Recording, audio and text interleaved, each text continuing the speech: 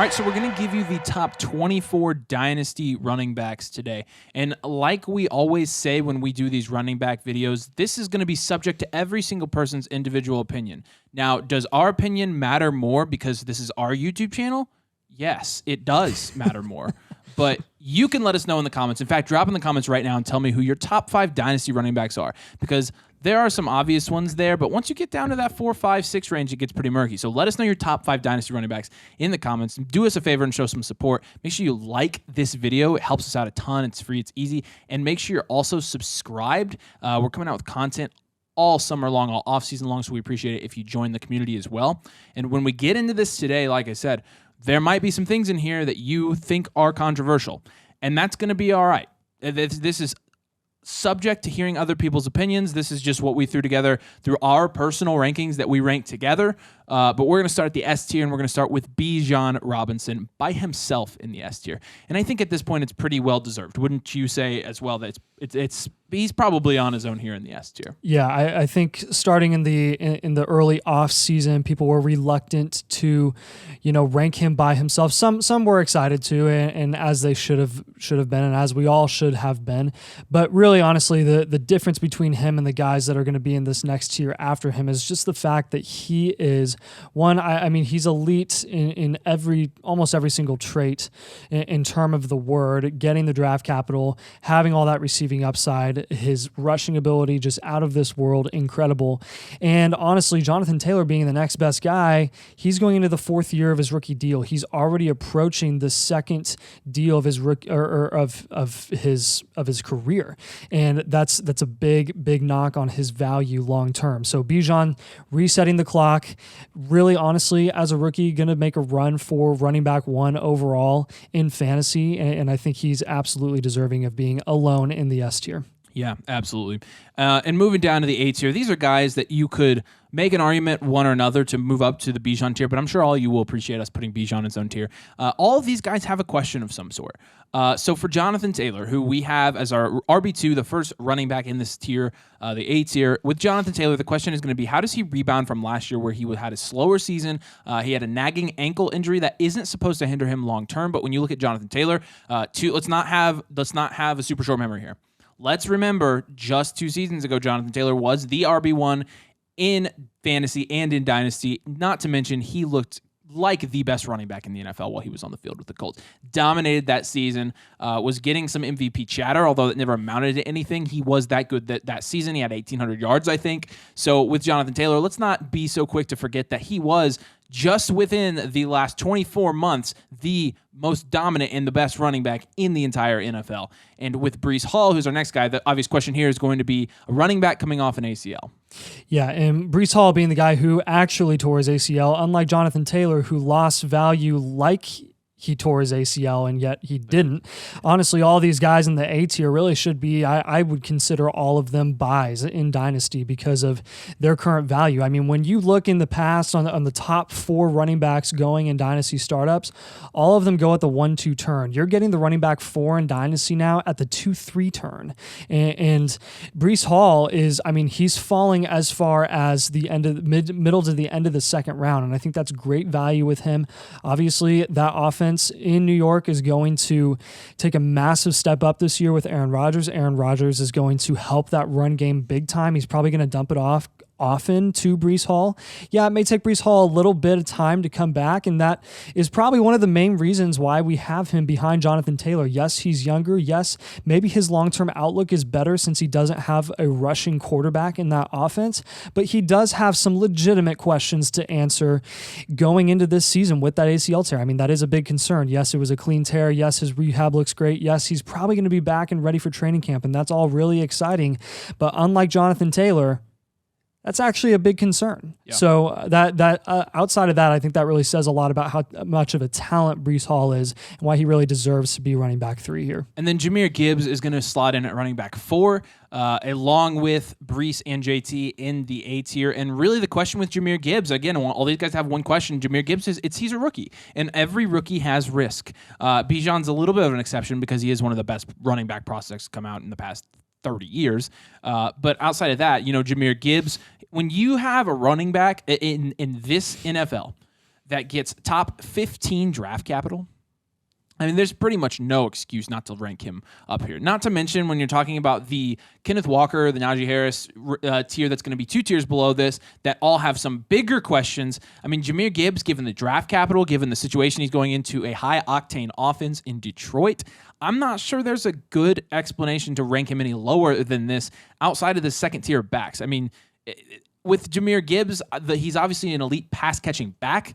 He's going to be somebody that's dominant in PPR leagues. And so when you're thinking about how that's going to translate to your fantasy team from an immediate impact standpoint, you look at what guys like Alvin Kamara did and Christian McCaffrey did in their rookie seasons in the NFL, putting up some pretty nice numbers for contending teams. I think Jahmyr Gibbs is absolutely capable of that. I think he's going to show up in a big way, not only this year, but for years to come. And him being 21 years old, obviously the age factor that everybody overinflates in Dynasty here plays into everybody's favor because he is so young. So Jahmyr Gibbs is a good value here, in my opinion. Yeah, his current value is completely a testament to the DeAndre Swift effect, which is everyone's just scared of the Lions running backs. I mean, I don't think I've ever seen a first-round running back, let alone a top 15 draft capital running back, going as low as Jahmyr Gibbs is right now in Dynasty startups. It's absolutely atrocious, honestly.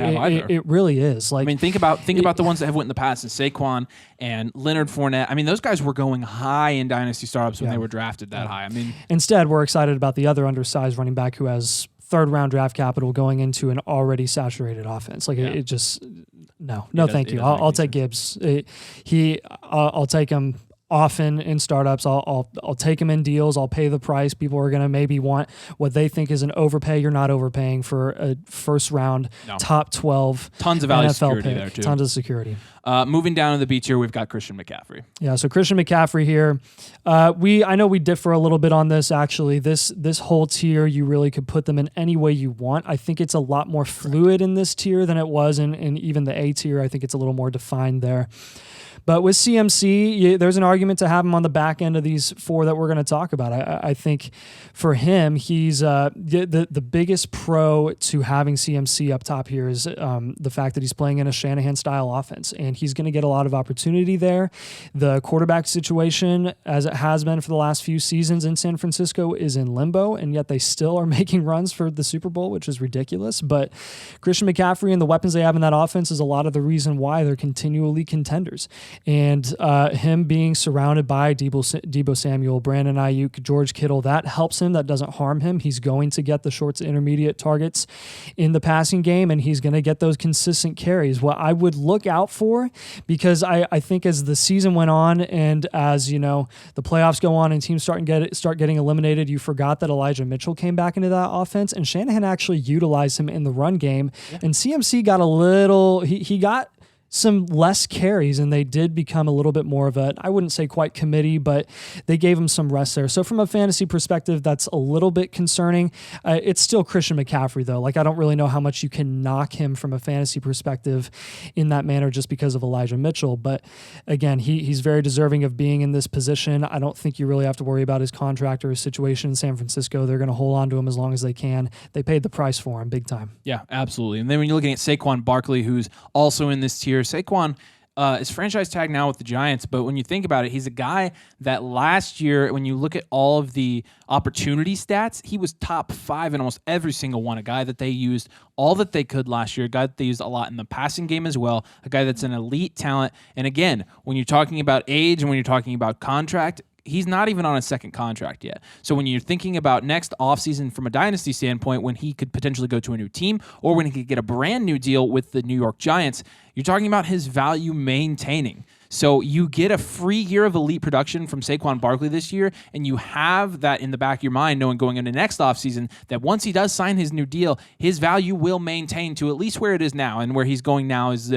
into the 3rd, into the 4th round. And for Saquon Barkley, I have to say that's very good value. He's super productive. He's not as productive as the guy that we're going to talk about next, but again, he probably has quite a few more productive years left in him, and obviously him being one of the better talents in the NFL, there's no excuse not to take him here. And then you've got Austin Eckler next. Yeah, Austin Eckler is my personal guy up top on this tier. I like him over any of these guys here. It's just my personal opinion. A lot of it is because of his usage. I mean, when do you ever see a running back put up less than 1,000 yards consistently and perform as the RB1 overall in fantasy.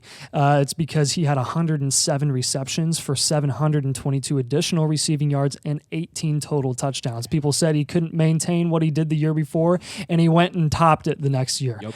Yes, they have a new offensive coordinator going into this year. They have Kellen Moore coming in. I personally don't like Kellen Moore at all. What I can say is that he's going to run the ball, and he's going to give the ball to the weapons in the backfield, and that means Austin Eckler is going to be getting the ball often. He's also going to be taking some shots downfield with Justin Herbert. I don't think that means he's going to be taking anything away from Herbert. But I did some in-depth analysis about the Cowboys offense when Kellen Moore was the offensive coordinator versus when Mike McCarthy was calling plays in Green Bay, and Mike McCarthy will be calling plays in Dallas this coming season. But the difference in how many times they ran the ball drastically changed once Kellen Moore took control of the offense there, and that's going to continue on in LA. They had too many times where they didn't control the clock like they should have, and they lost a lot of games because of it. And I think if Kellen Moore is what I think he could be, even though I'm not a huge fan of him, he can be a strategist, and he can take time off the clock by giving the ball to Austin Eckler, by giving him those short opportunities, and Eckler is going to get as many opportunities as he can in the red zone as well. I can't wait to see what he does in this new offense that isn't going to hurt him at all. Yeah, and this is a pretty conservative and I would say relatively low ranking for Austin Eckler, given the fact that he came out and scored 21 points per game last year. We are heavily accounting for the fact that he is on the higher end of the age side, even if he is efficient, even if he is not getting a ton of grinded out rushing carries. We're accounting for that, and we're also accounting for the slight possibility that Kellen Moore hurts him. But when let me look at Tony Pollard last year in Kellen Moore's offense. I don't think there's any reason to be worried about Kellen Moore taking away from Austin Eckler. I mean, Ezekiel Elliott was also productive last year, and to go along with Tony Pollard's 16 points per game, there is no doubt that a running back can produce in a Kellen Moore offense. I'm not, and again, historically, Mike McCarthy has run the ball less than Kellen Moore did. So I'm not sure where the Kellen Moore narrative is coming from that he's going to hurt Austin Eckler. Austin Eckler could absolutely produce at the level he did last year. Do I think he's going to? No. But this is going to be more controversial because, like I said, he's 27, 28 years old. And when you start seeing that number attached to these running backs, people automatically want to ship him off. And with Austin Eckler, he's his usage is that of a 25-year-old bell cow running back. I kid you not. Do the math. Look at his carries, not his receptions, because that's what takes away from the longevity of a running back is the carries. And he, it's ridiculous how little he has. Yes. Please don't be worried about him. And we actually are higher than most people are on him in the Dynasty community. According to Keep Trade Cut, he's running back 10 right now, going right ahead. I mean, back-to-back with Tony Pollard. That is laughable. Back-to-back with Ramondre Stevenson, that's laughable, and right next to Jordan Addison, who's a wide receiver too in his own offense. Buy that. Yeah. Buy it. Josh Jacobs is going to finish out this tier, and he's a guy like Saquon. He's going to be franchise tagged this year. He's not even on his second deal yet. He came out on a prove-it year last year, and he proved it all right, especially from a fantasy standpoint. He was winning you leagues. So I wouldn't expect anything less from Josh Jacobs this year playing on a relatively mediocre offense. They don't have Derek Carr anymore. Josh McDaniels, running backs, will produce. Josh McDaniels probably going to get fired within a couple of years, but with Josh Jacobs, I think it would be better for his long-term value. Yeah, well, no, you're not getting any grace for Josh McDaniels from a Colts fan, and I think everybody understands that. So we definitely didn't almost hire him. Also, we got good old mid Frank Reich instead. That was a blessing in disguise. Yeah, honestly, Frank Reich was better. Anyways, with Josh Jacobs, a guy again is going to maintain his value because he's going to get a value boost when he gets a new contract next offseason. I honestly think it would be better for his long-term value if he went somewhere other than Las Vegas, but at the same time, he's going to maintain anyways, so he's here at the end of the B tier. And then we're going to go down to the C tier here. This is where you guys are probably going to get upset with us in the comments because you're going to say ETN should be way higher than this, and ETN in the C tier is a joke, and whatever. We've heard it all before. Pour it on. But I'll start with Kenneth Walker. We'll get to ETN. And luckily, he'll do Najee. I'll come back and do ETN. I can let you have it. Kenneth Walker, I think you know why Kenneth Walker's down here. And with Kenneth Walker, we still believe in him to produce. We still believe that he is going to score a lot of fantasy points in Seattle. That's why he is, in our opinions, a top 8, 9 dynasty running back, right? And not out of our top 12. Being a top, you're talking about the guys ahead of him are scoring like 16 to 20 points per game. Kenneth Walker's not doing that yet. Kenneth Walker doesn't have the floor to do that yet because not only was he not productive in the receiving game last year for most of the year, but Charbonnet is going to take a lot of that from him. That's why they brought Charbonnet in, according to Nathan's research. You haven't seen that video. So with Kenneth Walker, I think this is a fairly accurate ranking. I think this is fairly conservative, but I think this is going to be more true to where he falls from a points per game perspective this year. I think he's going to be a low-end RB1 at best. So when you're thinking about that and coupling that with him being in a pretty heavy committee with two very good backs with very good draft capital and Zach Charbonnet, I think this is a good place for Kenneth Walker. And Najee Harris is a guy that maintains here after being drafted at the turn last year, but remains a good value in Dynasty, honestly. Yeah, I think Najee, honestly, is going to be one of the better running back values that you can get this offseason, which I honestly never thought I would ever say. I mean, we literally did an individual video on Najee Harris, kind of making fun of the people that were still high on him during the season because he was just that bad and that inefficient. We were like, you have to say what you see, and what we see is that he's an inefficient running back and he disappointed, and we've got to take our L on him, and people just were not taking their L on him. Now we've over-adjusted as a Dynasty community, we've overcorrected, and now he's going in the 5th round of startups, and that's not acceptable in that Pittsburgh offense. There's limited passing volume going on there. Everyone's high and excited about George Pickens. Everyone's high and excited about Pat P, who's a mid-tight end producing asset there in that offense. And while I like Kenny Pickett, the quarterback, and while I think his value will go up in the future, there's only so much he can do there in the way that they function. They beefed up their offensive line. They brought in another tight end. They're going to be running the ball more. And I think they found really the sweet spot with Najee Harris's usage. And that's not a true bell cow running back in terms of snap percentage and snap share, but that is around the 60 to 70% mark where they can give him the ball often when he's on the field, not ask him to do much more. And he's not going to get tired doing other things. And he's going to get the yardage. He's going to be more efficient. He's probably going to get more touchdowns in the red zone. And I think he's going to do really, really well for you owners that are really going to hold out for him this year and maybe even invested in him this offseason. I would definitely encourage you to go out, send some feelers at least, and try to get a couple shares of him. He's going to go up in value. And with Travis Etienne here, and again, this is where you're going to be like, I know, we're going to hear it all for Travis Etienne. Let's not act like Travis Etienne is something that he's not, okay? Travis Etienne in PPR leagues, 12 points per game last year. That's good for RB 17. Not to mention, when you're looking at the future outlook for Travis Etienne, Tank Bigsby does matter. And Tank Bigsby doesn't matter because we like Tank Bigsby. Because if you watch any of our pre-draft stuff, you know that Tank Bigsby is not our favorite at all. No, we're not fans of Tank Bigsby. But there were a lot of people saying situationally in Jacksonville that eventually Travis Etienne would get sucked up into the Doug Peterson committee back offense. And I refused to believe it until they drafted Tank Bigsby. And I was like, That actually may be accurate. That may be accurate. Yeah. We may have missed on that. Yeah. So when you're thinking about Etienne, he hasn't done anything yet. He doesn't deserve to be, sky high in our rankings, and he doesn't deserve to have this super positive future outlook. A situation between this year and last year, I mean, they're going to have a better passing offense because they have better weapons around him. But that being said, I mean, Etienne's role is going to be even more diminished, and given that with the opportunity he had, he wasn't the most efficient back, I don't really understand the justification for ranking him any higher than this. And I understand the fact that he is a PPR back. We love PPR backs. So the argument for would be he's a PPR back. He's playing with Trevor Lawrence. He's still very young. I get all of that. However, again, until he produces, I'm not sure I can rank him up there with JT, Brees, and Gibbs, or even above the guys that are producing at 20 points per game, like CMC, Jacobs, Eckler, Saquon. I just can't do it. So I understand, but... Yeah, I didn't quite run the numbers here, but if you look at his game log, I'll pull it up here on the screen. But you look at really the time where the Jags started 4-6, and then they hit that bye week, and then they come out at the end of the season. They really show up and they make that push for the playoffs. Etienne's usage, there's a significant difference between how they utilize him in the first 2/3 of the season versus the last third of the season, where he goes from, getting 10, 14, 24, 28, and 11 carries in those games from weeks 5 to 10. Yeah. And then he's getting 2, 13, 17, 19, 22, which was a good stretch there, and then down to 9 and 7. And he was honestly kind of a non-factor in the postseason. Yeah. And his efficiency went down significantly. His snap share went down consistently, and that's just concerning. Again, this is not about what Travis Etienne is unable to do. It's just how much can he do, and I think he's going to have. I think his ceiling is going to be capped. Again, this is kind of a Kenneth Walker situation where we're not out on Travis Etienne. We're currently out on him now because of what people are paying for him. Because honestly, it's kind of funny. Still. It's kind of funny seeing on YouTube how many people are like, "This guy is so underrated right now. Go buy him.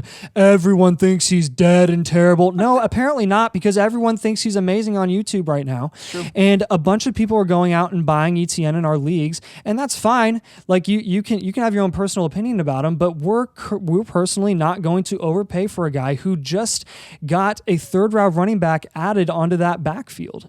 We're just not. So he should automatically fall into the same tier as Kenneth Walker. He should be there with him, and I think Kenneth Walker is going to adjust to that in a better way because they have a less capable passer in Geno Smith, who I think is a good passer, but I mean, compared to Trevor Lawrence in that offense, they won't. The Jags can't stop loading up at wide receiver. They can't stop. They go get Calvin Ridley. They go sign all these guys, and then they go draft a few more in the NFL draft. It's ridiculous. Like, what do you think they're going to do?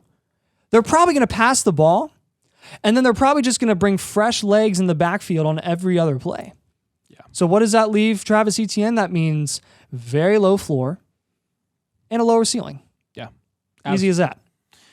We're going to move down to the D tier now. We're going to move through these last 14 running backs a little bit more quick now. But Nick Chubb is going to be first here. Nick Chubb's a guy that's consistently undervalued by pretty much everybody in the Dynasty atmosphere right now. He's a guy that for the first time in a while, he's not actually going to have a Kareem Hunt, somebody that he's going to be heavily sharing a workload with. And I think that's by design. I think they are going to give him I think overall they're going to give the running back slightly fewer carries. I expect them to pass the ball a little bit more now that Deshaun Watson has some experience in game again under his belt.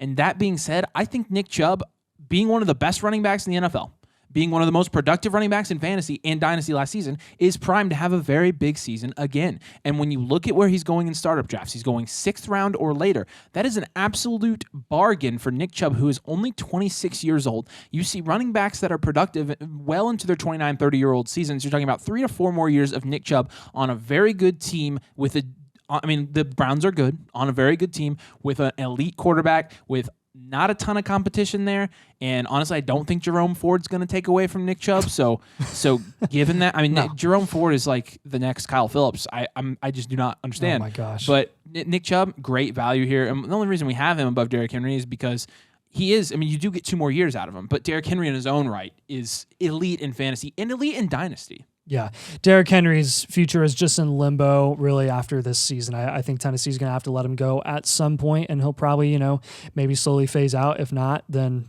it wouldn't surprise me, I guess, either. It is King Henry. But Nick Chubb, I think will get another deal, at least a short-term deal after his contract expires this season. But with Derrick Henry, that's really all we have to say, Derrick Henry. If you don't think Derrick Henry deserves to be this high, then I don't think you've watched the last 5 seasons of NFL football.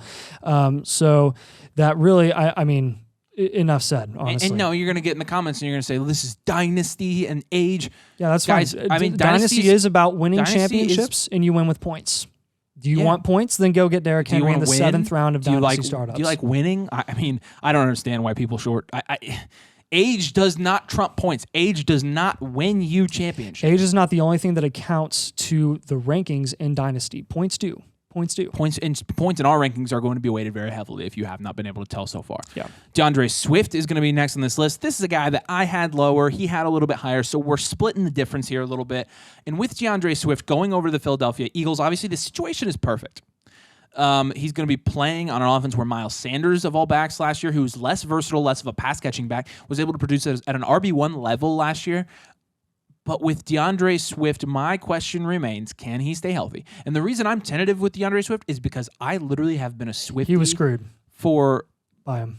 I was screwed by him multiple times. I mean, I had him in every league. I kept buying him. He has just screwed me over time and time again. So now I'm just trying to be cautious. That being said, I know the upside of DeAndre Swift because I've looked at DeAndre Swift efficiency metrics. Look at his metrics last year in Detroit. We've read him on the show before. Top 5 in so many efficiency metrics on the ground and through the air. If it's a guy that can stay healthy, it's a guy that, obviously Rashad Penny's going to get hurt this year. Bold prediction, I know. But he's a guy that could get a lot of work. He's a guy that could be very, very efficient. Even if he got 50% of the snap share and was able to play an entire season, you're talking about RB1 levels for DeAndre Swift. Because from an efficiency standpoint, when you forecast that over playing 50% of every game, he's an RB1. Yeah. He's that efficient. Yep. And DeAndre Swift was number 3 in the NFL in fantasy points per opportunity last year. I'm telling you, from a fantasy point perspective, he is just, and I don't know if Dan Campbell hated him. I don't know. And again, a lot of people are using that as an excuse not to be very high on Jahmyr Gibbs, which I think is really lazy. But with DeAndre Swift, all we can do is hope in this new situation that he's going to produce at an elite level. Javonte Williams is going to be next on this list. Yeah, Javonte Williams is not above these guys because he shredded his knee. We'll continually say that. I think a lot of the reason we have him lower than we had like a guy like J.K. Dobbins coming off injury is because J.K. Dobbins came off that injury and he really didn't come off that injury at all. He kind of just stayed down for another season, had to get some cleanup surgery because of how bad of an injury it was.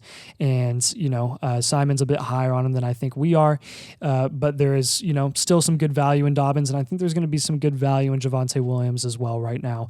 It speaks volumes to what Sean Payton and the Denver Broncos think about Javonte Williams going into this season by not drafting a running back. I mean, they have a lot of other needs in that offense, and they didn't have a lot of draft capital to invest in different players, but hey, it's worth taking another shot on a season with this guy coming off the injury to see what he can do. He's shown flashes of legitimate elite level, I kid you not, elite level receiving upside. I mean, more than 10 targets in a game. He's done that before.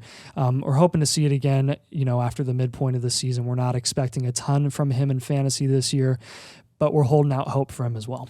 All right, we got to speed up a little bit. Miles Sanders is one of the biggest buys in Dynasty Fantasy Football. A guy on a 4-year deal. He's going to the Carolina Panthers. They have a rookie quarterback. They're going to run the ball a lot there, and he's going to get pretty much all that work. So you're talking about a guy that produced well last year, a guy that when given opportunity, when staying healthy, has done very well from a fantasy standpoint. Now he's got the value security of having a 4-year contract. Miles Sanders is a really good value in Dynasty right now. And then wrapping up this year is Ramondre Stevenson. Yeah, Ramondre Stevenson, I'm not very high on him. You might like him a little bit more than I do, but I don't really think he's going to do much long-term in New England. We know how New England running backs function. However, this is a points pick right here. Yeah, this is a points pick. And Ramondre Stevenson scored points last year, and he led you to Dynasty championships. He kind of fell off towards the end of the season, but that's okay. Don't be short-sighted as a Dynasty player or a fantasy player. Remember what he did for a majority of the season. Count on that again going into this year. Absolutely, at least for one more year. Moving down to the F tier, we're going to start this with Zach Charbonnet. Yes, a guy that a lot of people were completely counting out, including myself. I've loved Zach Charbonnet since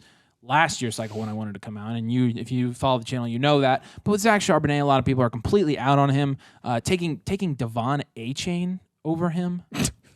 Okay. This is a guy with second-round draft capital, a guy going to a situation where he's playing with a very good offense in Seattle, a fairly good quarterback with Geno Smith, a good system, a good coach there, and he's going to be, according to our projections, the primary pass-catching back there. And when you're talking about a PPR back, when you're talking about a guy that has the versatility that Charbonnet does as a running back, it makes him very attractive for fantasy. He's obviously very young. He's going to be on a rookie deal. We like him at the beginning of this tier. And then a guy that slid a little bit with Joe Mixon, but remains a good value in Dynasty. Yeah, as well. don't sleep on this guy. I think everyone kind of assumed that he was going to get cut before he did, and guess what? He's still on the roster, and I think he's going to stay there because they need him in that offense. Chase Brown isn't going to take anything away from him. So Joe Mixon has had some off-the-field issues. That's very concerning for his long-term Dynasty value. And while I understand that, while he should have fallen in value and is obviously outside of the top 12 now of running backs, he's still going to score you fantasy points. And fantasy points do, I know it's a shocker, but fantasy points actually win you Dynasty leagues. So we're gonna hold out hope for that, and we are going to have him over the guy who you have next, Tony Pollard, who this has kind of become the anti-Tony Pollard channel, but it doesn't really get old. It's kind of fun. It actually is kind of fun, and it's fun to see you squirm when we rank Tony Pollard below Joe Mixon. But honestly, when Joe Mixon outproduces Tony Pollard last year, come back to this video. You won't, though, because no.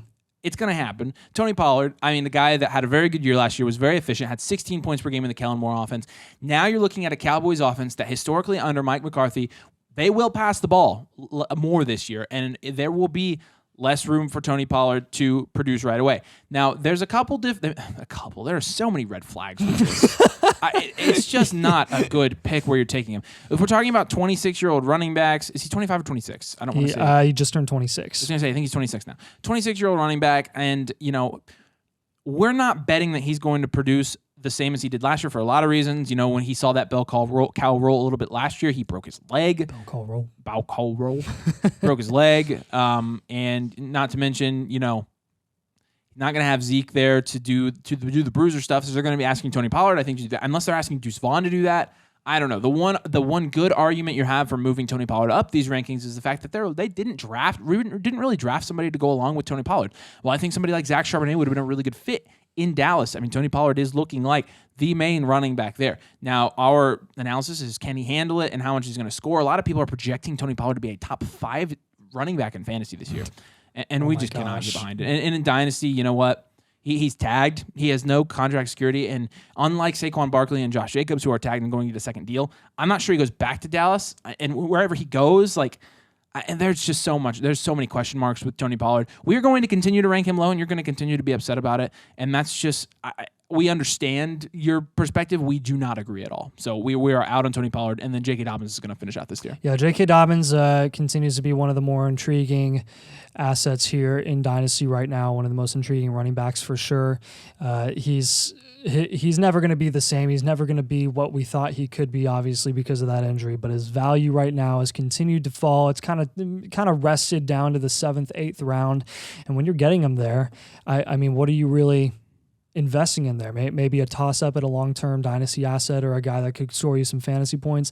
J.K. Dobbins can score you some fantasy points, and he's still pretty young, still on that rookie deal, going into his 4th season now, I think. Yeah, so. And it's just a very intriguing situation in Baltimore. They have a new offensive coordinator. We haven't seen that in a long time. We're finally going to see some fantasy scorers outside of the quarterback in that offense, most likely, and a tight end. So we're excited to see what Dobbins can do. We have our own questions, obviously plenty of red flags there, but again, we're just holding out hope for him for one more year. Last tier here, the G tier. Aaron Jones scores points for your Dynasty fantasy football team. Points are important. Points help you win. Aaron Jones has done a lot of that. He has team commitment from the Green Bay Packers, even though there are a lot of people that believe, and rightfully so, that he might go somewhere else after next year. He is still talented. His usage is not astronomically high, similar to that of an Austin Eckler. So with Aaron Jones, we believe he still has 3 or 4 good years left in him. He's a pass-catching back. He produces at a high level. He's very talented. A lot of times he's the best playmaker on the field. Because of that, there's really not any reason to rank any of these guys behind him. Ahead of Aaron Jones, we think 3-year window-wise, he's ahead of these guys. So Aaron Jones is going to score points to help your Dynasty team this year. Yeah, it was very clear why the New Orleans Saints drafted Kenneth Miller, and that means Alvin Kamara is going to be on his way out. If not this year, it'll definitely be the next season. Kamara, there's still a suspension looming for that guy. He's definitely going to get it at some point, and that's just going to open the door and the opportunity for Kenneth Miller. If you have questions about him in fantasy and what he can do as a talent, we're sympathetic to that. He wasn't our favorite rookie prospect going into this year, but you've got to listen to the NFL and their scouts, and you got to trust them more than us or more than any other YouTube creator that's telling you anything else. If you don't believe in Kenneth Miller, that's fine. You can avoid him, but you have to rank him accordingly with his draft capital, with the situation that he's falling into, and he's going to get plenty of opportunity in that offense with the mid-yellow quarterback in fantasy that they now have with Derek Carr, and not many weapons outside of Olave, honestly. So excited to see what Kenneth Miller could do. We don't love him, the talent, especially like some of the other guys that we really like, but we are a believer in the situation. Yeah, and Rachaad White, short term, he's going to look good in Tampa Bay because if you've seen the videos of Baker Mayfield on the practice field, and the Bucs could be the worst team in the NFL. It probably will be. So with Rachaad White, that gives him some opportunity. You know, there was a headline today and said there's a lot of balls coming my way, which I thought was a really funny headline. But hilarious. At the same time, that is why Rachaad White sneaks into the top 24 of these Dynasty running back rankings, is because he's projected to get a lot of passing volume this year, projected to be a good PPR back, so he's going to slide up here and produce a little bit. Also brings a little bit of age to your Dynasty team with hopes of something long-term, but probably not. Roschon Johnson's next. Roschon Johnson is one of our favorite values in Dynasty right now overall, just in Dynasty in startups. And this guy is going to be the starting running back in the Bears offense, which is the second most from a running back perspective or a rushing perspective. They run the ball more than almost anyone else, more than every team except the Atlanta Falcons. So I think Roschon is going into this year poised for a top 24 easily running back season from a points per game perspective. And I think Khalil Herbert ain't going to hurt that at all. Roshan Johnson, while going in the 4th round and shouldn't have gone much higher than that because he really was a prospect question mark, is going to be okay in that offense. And I think he's a talent. I saw something asking about the best running back duos in the league, and for the Bears, it said Khalil Herbert and Deonta Foreman. I was like, excuse me? Huh? Oh my gosh. Who? That should be Roshan. Dameon Pierce is going to be last. Another guy where you're gonna get in the comments and you're gonna say he should be way higher on this list. We understand that you like him as a talent. He has very little draft capital. He's in a not as bad of a situation this year. Last year it was a warm bodies getting carry thing. When you look at Dameon Pierce at the beginning of the year, he actually was producing at a fairly good level. As the year went on, Dameon Pierce did not produce as an RB1 for the past 12, 13 weeks of the year at all. I mean, in fact, he wasn't very good at all. And in reality, that's probably what Dameon Pierce is. He's not a very good running back. There's a reason that he got the draft capital he did. There's a reason he didn't do much in college, and it wasn't really Florida's fault that he wasn't very productive in college. It was actually Dameon Pierce's fault. And while we are fine starting Dameon Pierce in a flex spot this year, I don't think anybody's clinging to his long-term value because at the first opportunity next year, we said this last year, I am shocked they did not draft somebody to replace him this year, but it makes more sense now knowing that they drafted their 2 cornerstones in C.J. Stroud and Will Anderson. Dameon Pierce will get replaced. He will. Yeah. We said it last year, but we'll say it again. He's going to get replaced. So, all right. Let us know in the comments what you think. Let us know where you agree, where you disagree, but be nice about it. Again, this is our opinion. It's our YouTube channel, so you're just going to have to deal with it. But, we know that there's a lot of fluctuation from person to person in these rankings. This is just how we're looking at them, and we know we wouldn't rank them this way if we didn't think that there were, the next upcoming season wasn't going to reflect these rankings. So this is what we think from a projection standpoint. And do us a favor. If you haven't yet, make sure you are subscribed. And please make sure to like this video. It really helps the channel out and it helps the algorithm. It helps the videos do well. So we appreciate you liking the video a lot. We appreciate you joining us. Thanks for watching, and we'll see you later.